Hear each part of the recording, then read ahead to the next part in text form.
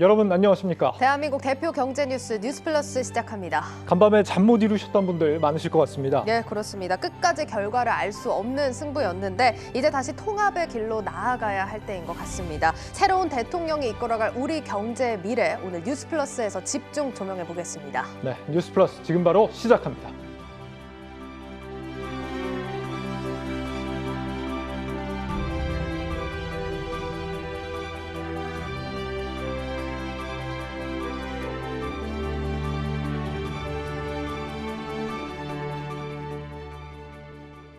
네, 오늘장 정리하는 증시 프리즘 시간입니다. 증권부 박혜린 기자와 시장 얘기 자세히 나눠보겠습니다. 예, 박 기자, 오늘 선물 옵션 동시 만기일이었는데도 불구하고 오늘 상승을 했는데 이런 상승세 정말 오랜만이지 않습니까? 네, 맞습니다. 우리 시장 오늘 간만에 시원하게 올라줬습니다. 예. 윤석열 대통령 당선인 첫날 코스피와 코스닥 모두 전거래일보다 2% 이상 급등을 했습니다. 양시장 모두 기관 투자자의 자금이 크게 들어오신 것을 확인할 수 있었는데요. 또 국제유가가 전날 바이든 미국 대통령이 러시아의 원유와 가스 수입을 금지한다고 발표하자 국제유가는 주요 산유국의 증산 기대에 힘입어서 크게 하락을 했습니다. 이에 따라 인플레이션 우려가 완화되면서 오늘 원달러 환율 1,220원대로 주저앉았습니다. 예, 그렇습니다. 보시다시피 오늘 시장 좀 전반적으로 크게 움직인 하루였습니다. 자, 시장의 관심은 역시나 대선 이후 좀 바뀔 변화들이었는데 관전 포인트가 있다면서요? 네, 크게 세 가지 포인트로 정리를 해봤습니다. 뭐니 해도 윤석열 당선인의 수혜주로 부각되는 업종이 오늘 하루 크게 주목을 받았습니다. 예. 윤 당선인의 공약을 따져봤을 때 대표적으로 수혜를 받을 것으로 예상되는 분야가 부동산과 에너지 정책입니다. 증권가에선 대표적으로 건설과 원전 기업들의 수혜를 예상하고 있고요. 또 유통업의 경우에는 규제 관련 공약이 포함되어 있지 않다는 것만으로도 긍정적이란 평가가 나옵니다. 네, 여러 가지 공약들이 있지만 지금 정부와 좀 의견 차이를 보이는 업종들에 대한 관심이 컸습니다. 두 번째 포인트도 한번 살펴볼까요? 네, 두 번째 포인트는 진격의 네이버와 카카오입니다. 오늘 주가 한번 보여드릴 텐데요. 오늘 주가 각각 8%대로 급등을 했습니다. 윤 당선인의 당초 플랫폼 기업에 대한 자율 규제를 강조를 하면서 필요시 최소 규제를 원칙으로 한다 이렇게 공약을 한 바 있습니다. 이에 문재인 정부가 추진해온 이 온라인 플랫폼 공정화법 제정안도 재검토될 가능성이 높다는 분석이 나오면서 이 네이버와 카카오가 당분간 상승세 이어갈 것이란 분석 또한 나오고 있습니다. 네, 두 번째 규제 완화 기대감이 있는 섹터들 또 관심이 컸습니다. 마지막 키워드 박 기자 짚어주시죠. 네, 다시 7만 전자입니다. 지난 8일 4개월 만에 6만 원대로 주저앉았던 삼성전자가 오늘 2.45% 오르며 7만 1,000원 선을 다시금 회복을 했습니다. 바이든 미국 대통령이 반도체 공급망 회의를 개최를 했는데 여기에 삼성전자가 외국 회사로는 처음으로 유일하게 참석했다는 소식이 전해지면서 투자 심리를 자극한 것으로 풀이가 됩니다. 하지만 보시다시피 갈 길이 아직은 굉장히 그러네요. 멉니다. 우크라이나 사태로 국내 기업들의 피해 우려가 커진 데다가 이 반도체 업황에 따른 우려까지 겹치다 보니까 아직은 경계감 지속되고 있다는 점 유념하셔야 합니다. 네, 이렇게 오늘장 정리를 쭉 해봤는데 사실 오늘은 이렇게 올랐다고 해도 내일은 어떻게 될지 모르는 게 또 요즘 장이잖아요. 내일 주목할 포인트들도 있다면서요. 네, 내일장 관전 포인트 준비했습니다. 오늘 오랜만에 상승세 보여준 LG 에너지 솔루션, 내일 장 마감 후에 코스피 200 조기 특례 편입이 될 예정입니다. 지수에 편입이 되면 지수를 추종하는 패시브 자금도 들어오겠지만 동시에 공매도 세력의 타깃이 될 수 있다는 점에 지수 편입이 과연 주가 약이 될지 독이 될지 관전 포인트입니다. 시장에선 공매도를 우려하는 목소리가 나오고 있는 한편 또 패시브 자금 유입이나 또 미국의 전기차 배터리 부양책에 따른 수혜도 예상하고 있습니다. 네, 또 미국의 2월 CPI 발표되네요. 짧게 짚어보죠. 네, 오늘 밤 10시 30분 미국의 2월 소비자 물가지수가 발표되는데 이 지수는 대표적인 인플레이션 지표로 꼽힙니다. 파월 연준 의장이 매파적 스탠스를 유지하고 있는 가운데 이번 물가 지표는 3월 FOMC가 열리기 직전에 발표가 되는 것이기 때문에 시장에선 이 지수가 증시의 분수령이 될 것이다 이렇게 보고 있습니다. 네, 이렇게 시장 정리 증권부 박혜린 기자와 해봤습니다.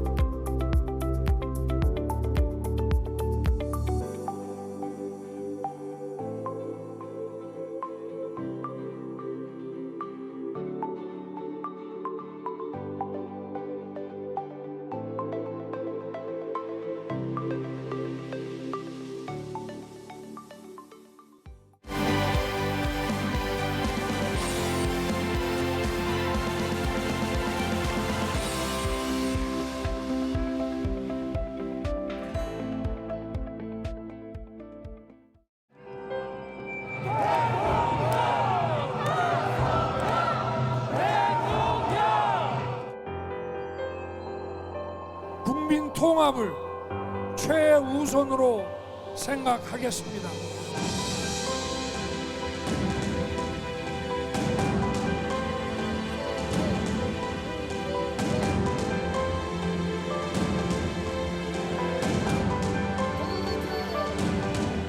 위대한 국민의 승리가 아닌가 그렇게 생각을 합니다.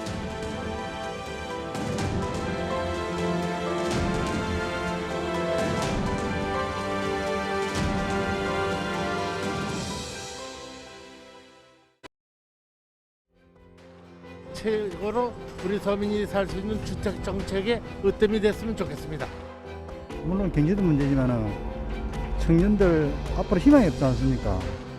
아이 키우기 좋은 환경 만들어 줬으면 좋겠고 장애인 일자리 그거 좀 해줬으면 좋겠어요. 취업 공고 같은 것도 적게 나오고 이제 일자리 TO도 적다 보니까 저희한테도 많은 기회가 왔으면 좋겠습니다. 네, 이 정치 불확실성이 해소되긴 했지만 앞으로 윤석열 정부가 해결해야 할 과제들 녹록지가 않습니다. 뭘 해야 하고 어떤 경제 정책들이 예상되는지 하나씩 짚어보겠습니다. 이 국가 예산 분야 정책 통으로 불리는 분이죠. 이 국민의힘 송원석 의원 그리고 저희 정원우 청와대 기자 나와 있습니다. 의원님 어서 오십시오. 네, 안녕하십니까? 안녕하세요. 뭐 일단 축하드립니다. 이 대한민국 역사상 가장 치열했던 선거였던 것 같은데 기분이 좀 어떠십니까? 사실 어젯밤에는 한숨도 못 잤습니다. 그리고 그렇게 굉장히 박빙으로 승부가 이어질 거라고까지는 생각을 안 했던 부분이 있었기 때문에 예. 굉장히 드라마틱한 그 결과였다. 그래서 다들 즐거워하고 있습니다. 예, 대단히 고생 많으셨고 이 정 기자, 윤석열 대통령 당선인 오늘 첫 일정이 뭐였습니까? 네, 윤 당선인은 오늘 오전 현충원 참배로 공개 일정을 시작을 했습니다. 이에 앞서 문재인 대통령과 조 바이든 미국 대통령으로부터 잇따라 축하 전화를 받았습니다. 바이든 대통령은 취임 후 미국 백악관을 방문해 줄 것을 제안했고 윤 당선인은 초청에 감사하다, 조만간 직접 뵙기를 희망한다고 답했습니다. 바이든 대통령이 5월 하순쯤에 쿼드 정상회의 참석차 일본을 방문을 추진하는 것으로 알려졌는데 이때 우리나라를 방문해 한미 정상회담이 개최될 가능성도 제기되고 있습니다. 네, 이 문재인 대통령과의 통화에서는 어떤 내용이 오갔죠? 네, 이번 대선이 역대급으로 박빙 선거로 국민들이 반반으로 팽팽하게 맞서지 않았습니까? 예. 그래서 문 대통령은 국민 통합을 거듭 여러 차례 당부를 했습니다. 박경미 청와대 대변인이 문 대통령의 입장을 브리핑을 통해서 밝혔는데 이 부분은 영상으로 확인하시겠습니다. 선거 과정이 치열했고 결과 차이도 근소했지만 이제는 갈등을 극복하고 국민 통합을 이루는 게 중요합니다. 우리 정부는 국정 공백 없이 마지막까지 국정에 전념하며 차기 정부가 잘 출범할 수 있도록 지원하겠습니다. 네, 송 의원님, 이 윤석열 당선인도 또 문 대통령도 다들 이제 국민 통합을 얘기를 했습니다. 선거가 워낙 좀 팽팽했기 때문에 국민 통합 정말 중요한 과제인 것 같은데 어떻게 생각하십니까? 지극히 당연한 얘기라고 생각을 합니다. 지금 지난 5년간 문재인 정부에서 있었던 정치, 경제, 사회 모든 분야에서 국민 갈라치기 부분이 너무나 심했거든요. 예. 국민들이 이미 다 알고 계시죠. 조국 사태 같은 경우만 하더라도 사실상 공정이라고 하는 가치를 문 대통령께서 굉장히 강조를 했고 취임사에서도 얘기했는데 예. 결과적으로 보니까 조국 사태에서 국민들은 이것이 틀렸다. 자기들끼리만의 공정이고 자기들끼리만의 정의다. 이런 부분들이 나타났기 때문에 지금 현재 이제 새로이 당선인이 된 윤석열 당선인께서는 신정부에서 새로운 정부에서 국민 통합이 가장 중요한 부분이다. 그러기 위해서는 무엇보다도 공정과 정의 그리고 상식에 맞는 국정 운영이 대단히 중요하고 그것이 기본이 돼야 된다. 이런 생각이 굉장히 확고하시다. 저는 그렇게 알고 있습니다. 알겠습니다. 그러면 본격적으로 얘기를 시작하기 이전에 먼저 윤석열 당선인의 경제 공약들 대략적으로 어떤 내용들이 있는지 저희 문성필 기자가 정리해 드리겠습니다. 네, 윤석열 대통령 당선인의 경제 정책, 이른바 와이노믹스는 한 단어로 비즈니스 프렌들리, 다시 말해 친시장 경제로 표현할 수 있습니다. 오늘 오전 당선 인사 기자회견에서도 이런 의지를 엿볼 수 있었습니다. 영상 한번 보고 오시겠습니다. 윤석열 정부는 자유민주주의와 시장 경제를 바로 세워 위기를 극복하고 통합과 번영의 시대를 열겠습니다. 들으면 이명박 정부가 내세웠던 친기업 정책과 좀 비슷한 맥락인 것 같다는 생각이 드는데 어떻습니까? 네, 맞습니다. 하지만 조금은 차이가 있습니다. 예. 일단 대기업 중심이 아닌 규모, 업력에 상관없이 모든 기업들이 마음껏 뛰놀 수 있는 경영 환경을 만들어주겠다는 건데요. 예. 이를 위해서 정부의 역할은 최소한으로 줄이고 민간 중심의 경제 질서를 구축하겠다는 구상입니다. 이 문재인 정부뿐만 아니라 기존의 보수 정권의 경제 정책과도 차별화를 꾀하겠다. 이렇게 좀 의지로 풀이하시면 될 것 같습니다. 예, 그리고 뭐 두 번째로 살펴볼 부분은 안철수 후보와 단일화를 하면서 과학기술 분야, 여기에 대한 분야에 대한 정책이 좀 대폭 지원이 늘어날 거다. 이런 예상도 나오고 있습니다. 네, 모두들 잘 아시다시피 안철수 후보는 과학기술 전문가 출신으로 알려져 있습니다. 예. 때문에 이 단일화가 성사가 되면서 아까 말씀하셨던 그런 가능성에 무게가 실리고 있는데요. 예. 윤석열 대통령 당선인은요, 과학기술 5대 강국 그리고 7대 우주 강국을 공약으로 내세웠습니다. 이를 위해 인수위 때부터 법률 재개정에 나설 예정이고요. 예. 또 정권 입맛에 따라 지원 여부가 결정되는 이런 부작용을 막기 위해서 이 정치적 중립성을 보장할 수 있는 것을 제도화하는 것도 추진할 것으로 보입니다. 예, 그리고 마지막으로 살펴볼 부분은 우리 시장에서 관심이 가장 클 것 같습니다. 반도체, 해운, 조선업 이런 주력 산업들을 육성하는 방안도 담겼죠. 네, 맞습니다. 최근 미국과 중국 등 경쟁국들이 경제 안보 차원에서 해당 산업들에 대한 지원을 늘리고 있습니다. 예. 이에 한국 기업들은 지금은 기술 경쟁력을 가지고 있더라도 위기감을 느낄 수밖에 없는 상황인데요. 때문에 반도체와 해운 조선 산업 등 그동안 한국 경제를 이끌어온 산업들을 정부 차원에서 적극적으로 육성해서 경제에 활력을 불어넣겠다. 이렇게 이해하시면 될 것 같습니다. 예, 지금까지 윤석열 당선인의 경제 정책들 문성필 기자와 살펴봤습니다. 네, 문 기자 수고했고, 앞서 살펴보신 공약 중에서 현 정부가 가장 이 대척점에 있는 부분이라고 하면 단연 이 노동 정책 그리고 재정 분야를 꼽습니다. 이 부분도 좀 구체적으로 한번 정리를 해보겠습니다. 세종시 주재 한창률 기자 연결돼 있습니다. 네, 한 기자, 이 윤석열 당선자가 추구하는 재정 정책 한마디로 표현하면 어떻게 좀 설명해 볼 수 있을까요? 네, 그동안 윤석열 당선인은 현 정부의 확장 재정 정책에 대해서 비판을 하면서 재정의 건전성과 투명성을 강조했습니다. 이 방만한 확장 재정 정책으로 국가 신용도가 떨어질 수 있다고 이렇게 우려를 한 건데요.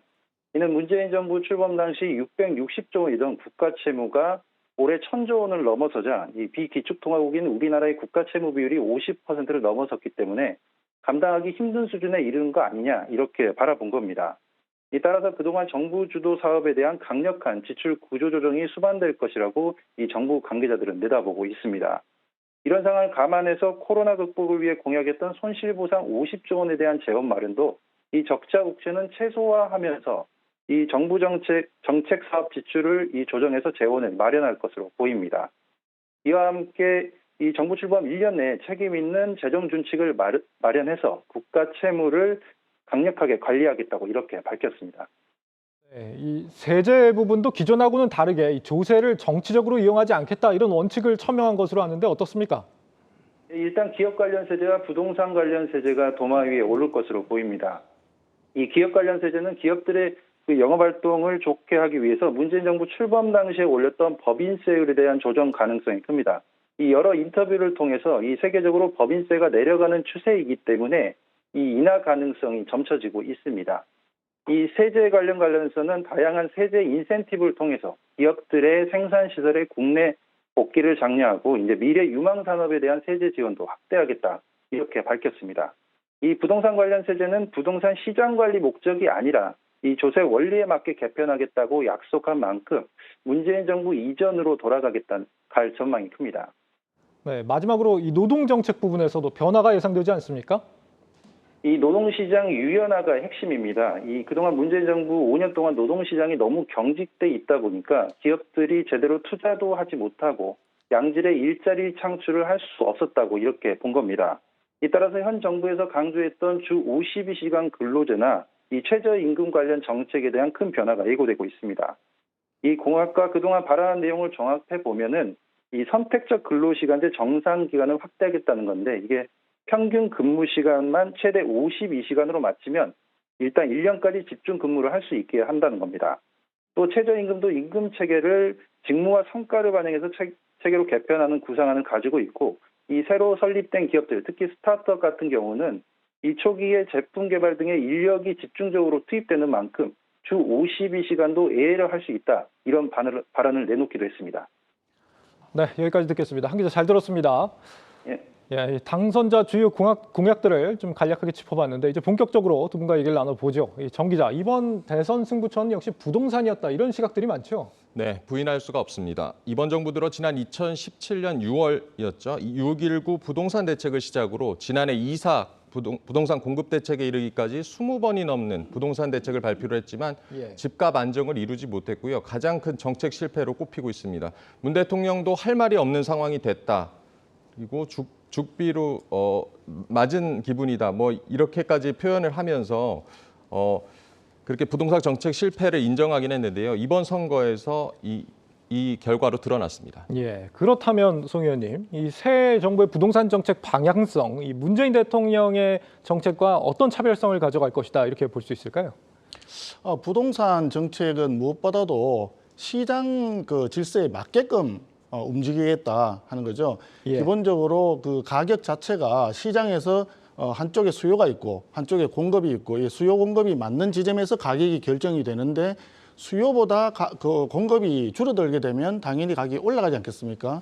그런데 사실 이제 문제가 조금 전에 지적이 됐지만 이번 문재인 정부에서 정책을 할 때는 수요자들의 주택에 대한 수요를 끊기 위한 규제를 강화하는 쪽으로만 정책을 폈습니다.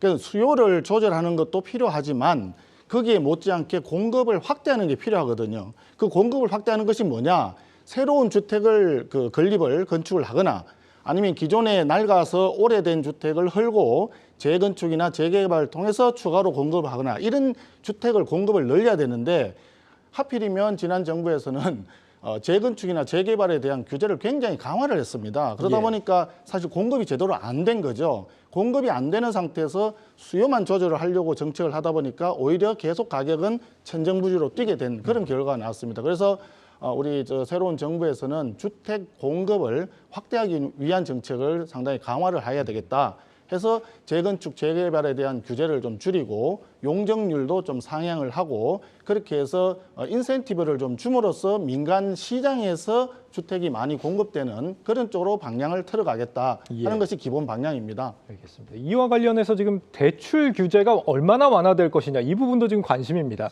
DSR 폐지될까요? 지금 이 시점에서 그걸 폐지라든지 이렇게 가는 것은 조금 적절치 않습니다. 경제에 있어가지고 가장 중요한 것은 뭐냐면 정책이 경제 현상에 너무 임팩트가 강하게 들어가면 충격이 오기 때문에 그러면 시장에 균형이 갑자기 깨집니다. 그러니까 조금씩 변화를 해가지고 시장이 적응할 수 있도록 시장 참가자들이 거기에 적응해서 행동을 바꿀 수 있도록 하는 것이 정책의 목표가 돼야 되거든요. 그런데 그런 점에서 한순간에 정책을 반대로 그냥 한다든지 이런 것보다는 현재 있는 정책에서 가장 문제가 되는 부분이 무엇인지 그 부작용을 확인을 해서 그것을 교정하기 위해서 잘 만들어가는 것이 중요하고 지금 말씀하셨다시피 금융 규제나 이런 부분은 서서히 규제를 줄여나가는 것은 당연히 가야 됩니다. 그러나 한순간에 하는 것은 조금 더 검토가 필요하지 않겠나 이렇게 봅니다. 아니 어떻게 답변하실까 몰라서 좀 강력하게 여쭤봤습니다. 코로나 방역에 대한 부분도 사실 민심에 영향을 많이 준 걸로 보이는데 이게 그 당선인 공약 1순위 해결 대상 아니었습니까? 소상공인 지원. 네, 그렇습니다. 지난달 1차 추경을 통해서 소상공인과 자영업자들에게 방역지원금 300만 원 수준으로 지급이 됐었는데요. 윤석열 당선인은 코로나19로 인한 피해 정도에 비례해서 최대 5천만 원까지 손실 보상을 하고 방역지원금도 대통령이 된 즉시 최대 1,000만 원을 지원하겠다고 밝힌 바 있습니다. 100일 안에 보상을 하겠다, 마무리하겠다라는 방침도 내걸었는데요. 현 정부보다는 무조건 지원 금액을 늘리겠다라는 방침은 분명한데 이 재원 마련이 관건입니다. 국가 부채가 빠르게 늘고 있고 이에 따라 1차 추경 때도 기재부의 반발로 이 당초 정부안에서 소폭 증액에 그친 바 있습니다. 지금 이렇게 보면 적자 국채 발행하는 것 좀 피할 수 없는 일이 아닌가 이런 생각도 드는데 확장 재정 자제하겠다 이런 기조에서 이 가능한 부분입니까? 어떻습니까, 의원님? 기본적으로 확장 재정을 자제하겠다라고 하는 방침은 당연히 맞고요.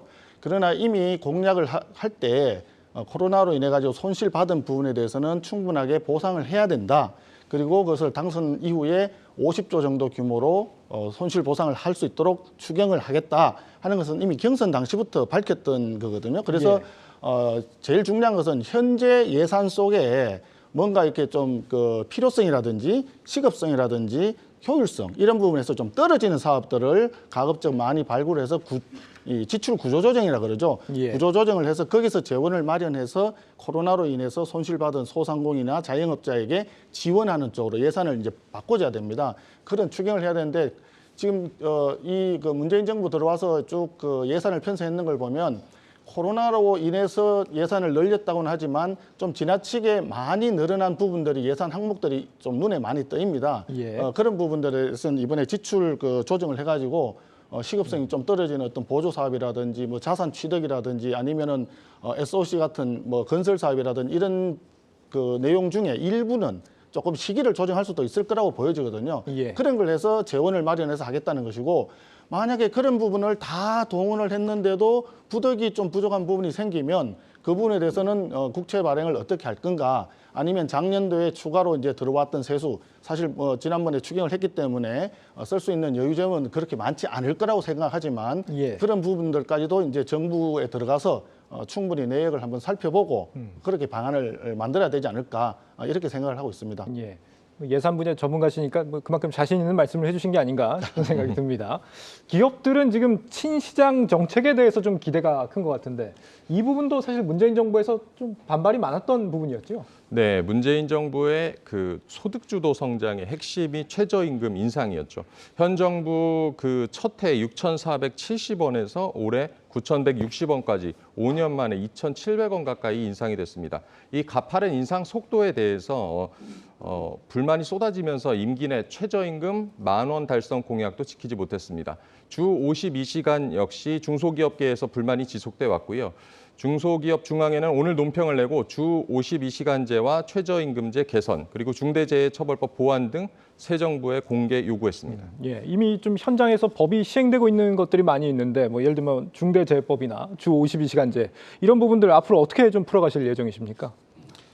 그렇습니다. 이게 제도가 한번 도입이 되면 그 제도를 바로 이렇게 원점으로 회귀해서 폐기 처분한다든지 이런 것은 현실적으로 굉장히 어려움이 또 따릅니다.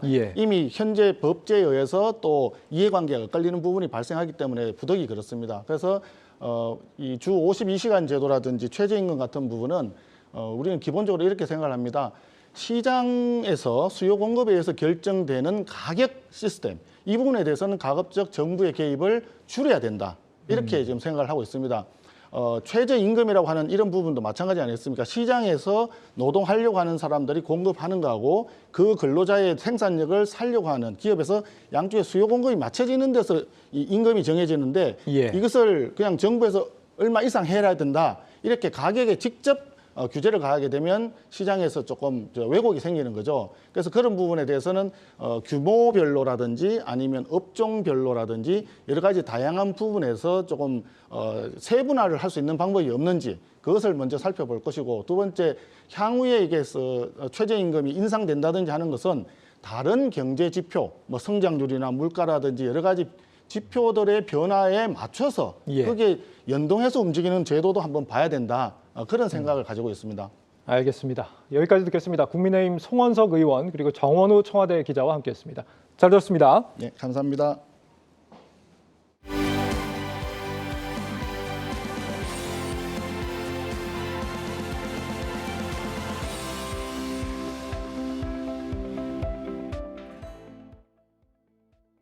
바이든 대통령은 윤석열 당선인과 가진 전화통화에서 한미 간 협력 강화를 기대한다고 밝혔습니다. 특히 한국 방위에 대한 미국의 의지를 강조하고 기후변화, 코로나19 팬데믹, 공급망 문제 등 주요 국제 현안들과 관련해 협력해 나가자고 말했습니다. 일본 정부도 당선 축하와 함께 양국 간 관계 개선에 대한 기대감을 나타냈습니다. 心よりお祝いを申し上げたいと思います。こうした日韓関係改善のためにこの新大統領と緊密に協力をしていく考えであります。 주요 외신들은 현 정부의 부동산 정책이 당락의 주요 변수였다고 평가했습니다. 뉴욕타임즈는 이번 대선에서 한국 유권자가 현 정부 기간 치솟는 주택 가격에 분노했다고 전했습니다. 워싱턴 포스트 역시 20대 대선에서 유권자들의 가장 중요한 잣대는 경제 문제와 부동산 가격 안정이었다고 꼽았습니다. 윤석열 당선인이 대중정책 노선을 보수적으로 재설정하면서 중국과의 갈등 가능성을 점치는 월가 분석도 나왔습니다. 시티그룹은 보고서를 통해 보수 후보가 당선되면서 사드에 민감한 중국이 한류 금지령을 다시 발령할 가능성이 있다고 평가했습니다. 그러면서 보복 조치는 한국의 소비재와 서비스재에 집중될 것으로 관측했습니다. 한국경제TV 오민지입니다. 자, 이어서 새 정부에서 달라질 것으로 예상되는 경제 정책들 저희 기자들과 함께 심층 분석해 보겠습니다. 부동산부 권영훈 부장, 산업부 신영훈 기자, 그리고 증권부 박승원 기자 나와 있습니다. 이 세 분 다 각 분야에서 오래 활동을 해오신 분들이기 때문에 오늘 좀 좋은 말씀 많이 해주실 걸로 예상이 되는데, 특히 이제 권영훈 부장, 오늘 이 모임의 좌장이시기도 하기 때문에 부동산이 이번 대선의 어떤 향방을 좌우했다, 갈랐다 이런 평가에 대해서 어떻게 보십니까? 예, 좀 알기 쉽게 좀 먼저 설명을 좀 드리겠습니다. 문재인 대통령의 국정 목표가 기회는 평등하고 과정은 공정하고 결과는 정의로운 나라였습니다. 촛불로 시작한 문재인 정권에 대한 기대가 상당히 컸죠. 그런데 부동산 분야만큼은 공정, 평등, 정의와 거리가 좀 있었습니다. 대표적으로 무주택자들의 내 집 마련 기회를 박탈한 점이 어떻게 보면 가장 큰데요. 집값이 올라도 너무 올라버렸기 때문입니다. 서울 아파트가 평균이 10억 원을 넘었고 강남의 경우 20억 원을 돌파했습니다. 수요는 많은데 정부가 공급을 외면한 채 규제 일변도의 정책을 펴면서 집값은 오히려 더욱 자극했습니다. 결국 청와대가 부동산 정책 실패를 스스로 인정을 했고 집권 말기에 공급 정책으로 그나마 전환하면서 지금 집값이 서서히 잡히고 있는 상황입니다. 주목할 만한 점은 문재인 정부가 노무현 정부의 데자뷰라는 겁니다. 두 정권 모두 강남 집값 잡기에 혈안이 돼서 규제 일변도의 정책을 폈는데 집값은 못 잡았죠. 이렇게 된 데에는 고 노무현 대통령의 부동산 선생님이라고 불린 김세현 청와대 그 정책실장이 문재인 정부에서도 부동산 정책을 짰기 때문입니다. 똑같은 실수를 반복한 거죠. 그 결과 이번 대선에서 국민들이 부동산 정책 실패에 대한 무능한 정권을 비판했다는 점이 가장 큰 주장들이 나오고 있습니다. 윤석열 정부는 문재인 정부를 반면교사 삼아 집값 안정을 꾀하는데 총력을 다할 것으로 보입니다. 알겠습니다. 이 다음 답변부터는 조금 더 짧게 해주시기를 기대를 해보고요. 네, 그렇나요? 죄송합니다. 각자 어떻게 좀 생각하시는지 궁금한데, 이 새 정부가 출범하고 나면 기존보다 경제가 더 성장하고 좋아질 것이다라고 보시는지 좀 궁금한데, 한번 손을 한번 들어볼까요? 더 좋아질 것이라고 보시는 분, 손 한번 들어보실까요? 예, 두 분은 들어주시고 우리 신용훈 기자는 아니었습니다. 먼저 권 부장께서는 왜 더 좋아질 거라고 보십니까? 물론 이제 코로나19, 그 러시아 우크라이나 그 전쟁 사태로 인해서 뭐 대내 변수들이 뭐 적지 않은 상황입니다. 뭐 수출 의존도가 높은 한국의 어떤 경제 현황을 봤을 때도 대외교역 환경의 불확실성이 지금 걸림돌로 작용하고 있는데요. 결국 민간 소비와 건설 투자 등 그 내수가 우리 경제 성장을 이끌 것으로 보입니다. 특히 이제 윤석열 당선인이 주택 공급 250만 호를 공약으로 내건 만큼 건설 투자 회복이 예상되는데요. 이런 분위기가 이제 반영이 돼서 오늘 주식시장에서 이제 건설주가 크게 오르기도 했습니다. 여기에 이제 코로나 이전으로 민간 소비가 개선이 된다면 우리 경제가 좀 더 좋아질 것으로 내다보고 있습니다. 박승원 기자 같은 경우는 어떤 이유 때문에 좋게 봤습니까? 네, 지금 이제 새 정부가 이제 이미 선거 전부터 이제 민간과 기업 주도의 친기업, 친시장 정책을 예고했었는데요.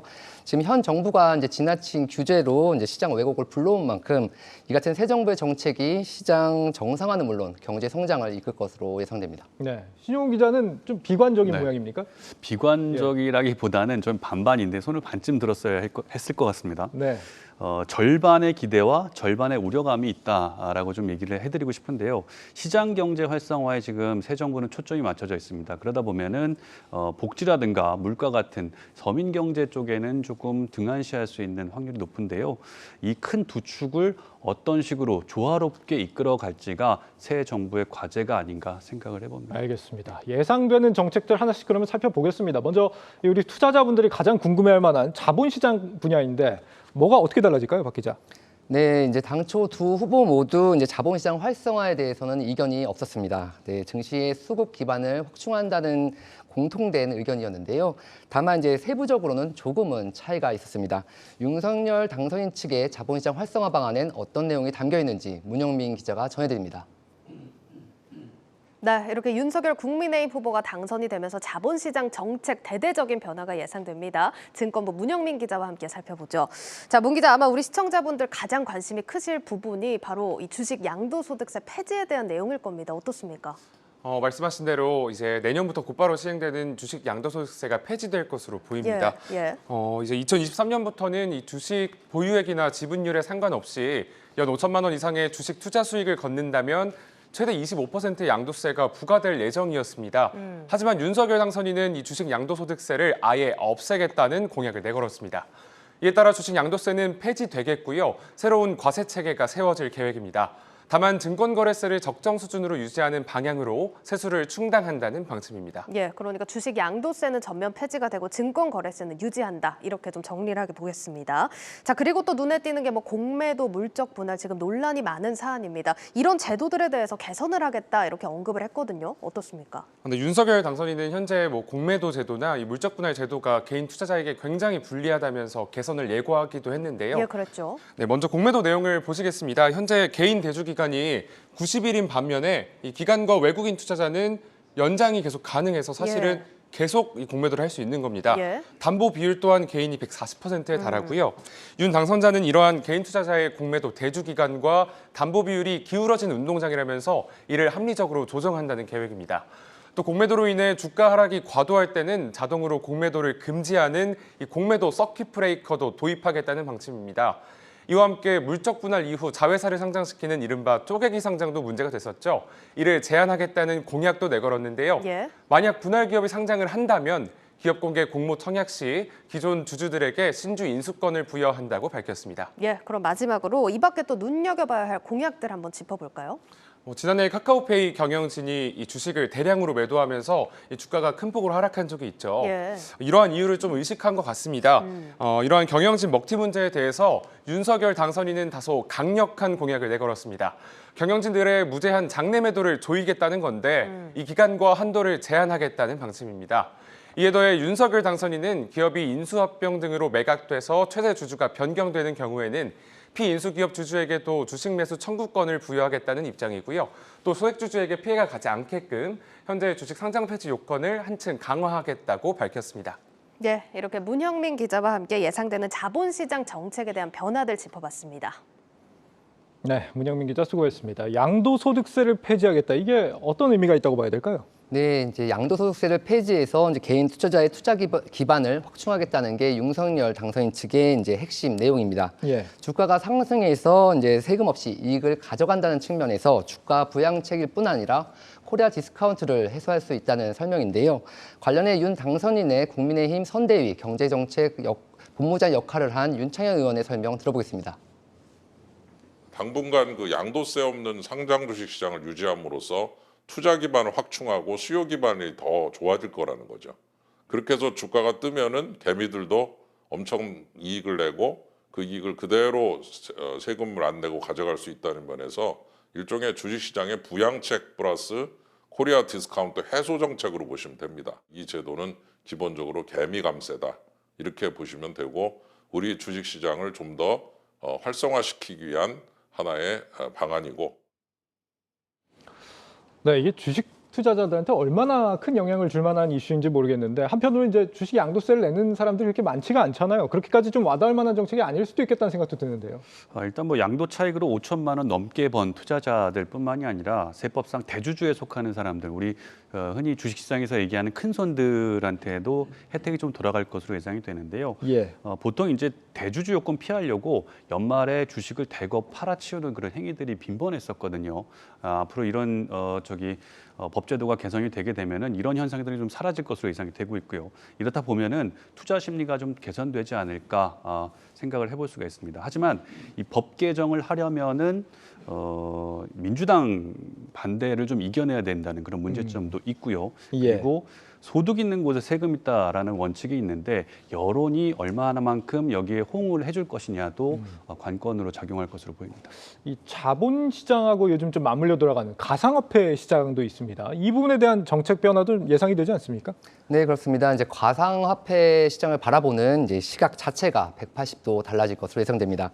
사실상 도박과 비슷하다는 현 정권의 시각과 달리 이제 와이노믹스는 친코인 정책을 고수할 것으로 보여지는데요.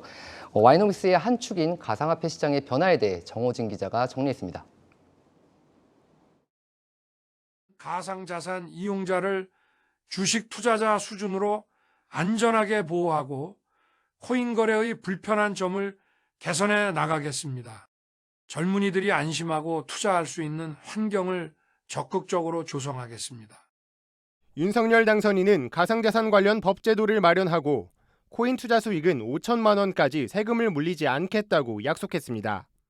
현재 코인 투자 수익에 대한 비과세 한도는 250만 원에 불과하고 국내 법상 투자자 보호를 위한 규정도 마땅치 않습니다.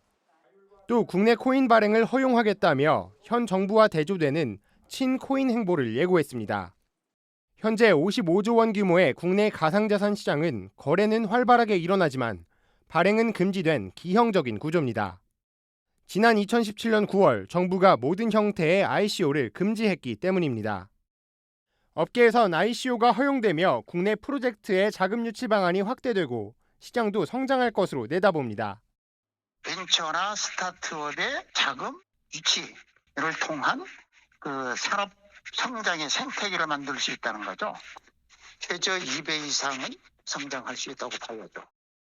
또한 투자자 보호를 위한 법제도를 마련해 깜깜이 공시, 기습 상패 등의 투자자 피해도 줄어들 것이란 전망입니다. 가상자산에 대한 새로운 정부의 기조가 변화할 것으로 점쳐지는 가운데 친코인 대통령에 대한 기대감도 커지고 있습니다. 한국경제TV 정호진입니다. 네, 다음은 기업 관련 정책들입니다. 신 기자, 이 기업 정책들이 이제 과거하고 좀 많이 달라질 만한 게 있을까요? 일단은 이 새 정부의 산업 정책의 핵심은 에너지 정책하고요. 기업 정책의 대전환이다라고 할 수가 있겠는데 탈원전 중단하고 원전 중심으로 복귀하겠다. 그리고 기존에 해왔던 기업 정책들 친기업적으로 좀 바꾸겠다라는 것이 핵심 이슈라고 볼 수가 있습니다. 중대재해처벌법이라든가 법인세 강화 같은 대표적으로 이제 기업들을 옥죄왔던 정책들을 새 정부는 좀 과감하게 폐지하겠다라고 밝힌 바가 있는데요. 문재인 정부의 기업 정책이 대기업 집단이나 부의 세습을 막는 데 초점을 맞췄다면은 새 정부의 같은 경우에는 경영 활동을 좀 보장해주는 쪽으로 많이 바뀌고 있습니다. 자세한 내용을 방서호 기자가 준비를 했습니다. 윤석열 당선인이 표방하는 기업 정책의 핵심은 규제 혁신을 통한 민간 주도 성장입니다.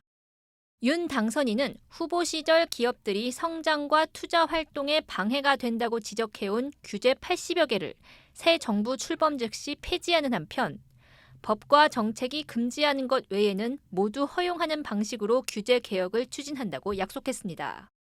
입으로는 규제 개혁을 떠들어도 실제 네거티브 규제로 바꾼다는 것 자체가 우리나라의 모든 행정에 관한 법제를 완전히 바꿔야 된다는 그런 의미이기 때문에 이게 대단히 큰 사업입니다. 제가 이 부분은 법조인으로서 잘 알고 있기 때문에 이 전체적인 이 규제의 틀, 그다음에 전체적인 어떤 법의 그 체제의 그 개혁을 반드시 이거는 저는 해낼 생각입니다.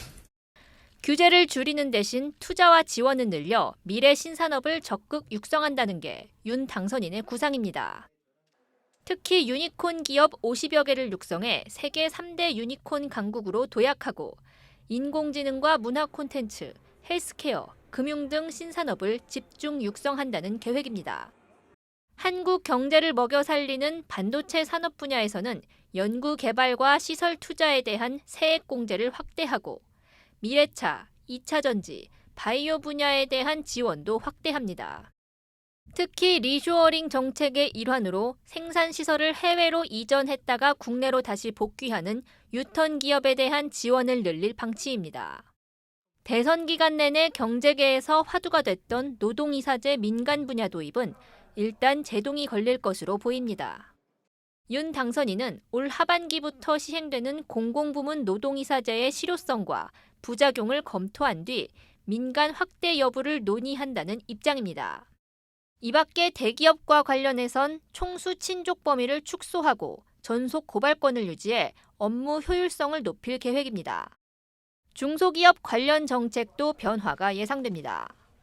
윤 당선인은 기술 탈취 예방과 피해 구제 시스템 구축은 물론 기업 사냥꾼으로부터 스타트업 창업자들의 경영권을 보호할 수 있도록 복수 의결권 제도 도입을 약속했습니다. 이와 함께 중견기업 R&D 세액공제를 25%로 확대하고 납품 단가 제도 개선과 중소기업 가업 승계 요건 완화 등의 공약 이행도 추진할 것으로 보입니다. 한국경제TV 방서호입니다. 다음은 이 부동산입니다. 윤석열 당선인의 부동산 공약 저희 홍원표 기자가 리포트로 정리했습니다. 보시고 이어가겠습니다. 윤석열 당선자의 대표적인 부동산 공약은 250만 가구 공급입니다. 문재인 정부가 임기 초반 공급은 충분하다며 재건축 재개발을 어렵게 하고 세금을 올리는 등 부동산 투기를 막는 수요 억제 위주의 정책을 펼쳤습니다. 하지만 공급은 부족한데 주택시장에 무주택 실수요자들은 많았고 유동성까지 늘어나면서 집값이 치솟았습니다. 수도권의 공급 부족을 지켜본 윤석열 후보는 서울의 40만 가구를 비롯해 수도권에만 1, 2, 3기 신도시 입주 물량에 버금가는 무려 130만 가구를 공급하겠다고 발표했습니다. 땅이 부족하고 정비 사업이 더딘 서울의 공급을 위해 30년이 넘은 아파트의 정밀 안전 진단을 면제하고 용적률을 최대 500%로 높여 고밀 개발을 추진합니다. 또 양도와 취득, 보유세를 모두 인하할 방침입니다. 주택가격 상승과 취득세율 인상, 다주택자 양도세 중과 등으로 세금의 부담을 느낀 수요층이 집을 살 수도 팔 수도 없는 상황에 빠졌기 때문입니다. 윤 당선자는 다주택자의 양도세 중과 2년을 배제해 매물을 유도하고 생애 최초 구입 시에는 취득세를 면제해주는 정책도 공약에 포함했습니다. 특히 공시가격 현실화와 종합부동산세 세율 인상으로 1주택자의 조세 반발이 커지자 종부세율 인하와 재산세와의 통합도 고민하고 있습니다. 전문가들은 이런 정책들이 실현 가능한 방식으로 추진돼야 한다고 조언합니다. 막연한 공급 폭탄은 지양할 필요가 있습니다. 전체 공급 물량을 정해놓고 여기에 끼워 맞추는 것이 아니라 각 지역별, 사업지별로 가능한 물량을 합산한 것이 전체 공급 물량이 되어야 합니다. 실현 가능한 방식을 정립하고 성공 사례를 누적해 가는 것에 중점을 둘 필요가 있습니다. 뿐만 아니라 2+2 계약갱신 청구권을 종전 2년으로 되돌리는 임대차법 개정은 여소야대 국면에서 국회 통과가 어려울 수 있습니다. 전문가들은 GTX 2와 F 노선 공약은 자칫 집값 상승을 부추길 수 있다고 지적했습니다. 한국경제TV 홍원표입니다. 네, 모처럼 공급 물량이 좀 나아질지 기대를 해보겠습니다. 새 정부에서 예상되는 경제 정책들 살펴봤습니다.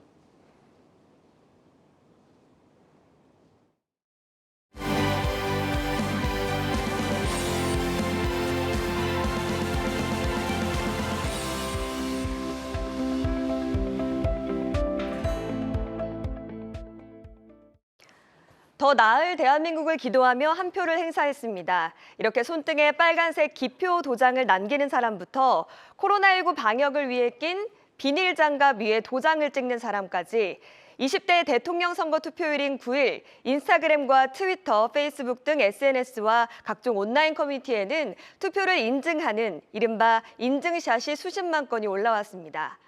좋아하는 캐릭터를 넣어서 투표 사실을 알리기도 하고 지지하는 정당을 상징하는 옷과 소품을 활용한 온라인 선거 운동전도 벌어졌습니다.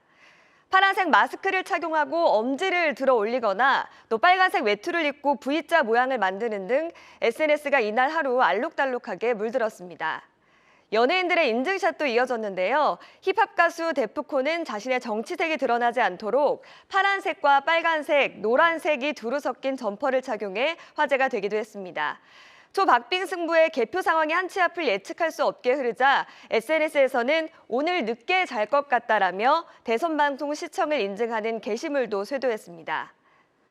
유례 없이 적었던 표차에 국민들도 마지막까지 뜨거운 관심을 보였던 대선 레이스였습니다. 한국경제TV 이지우입니다.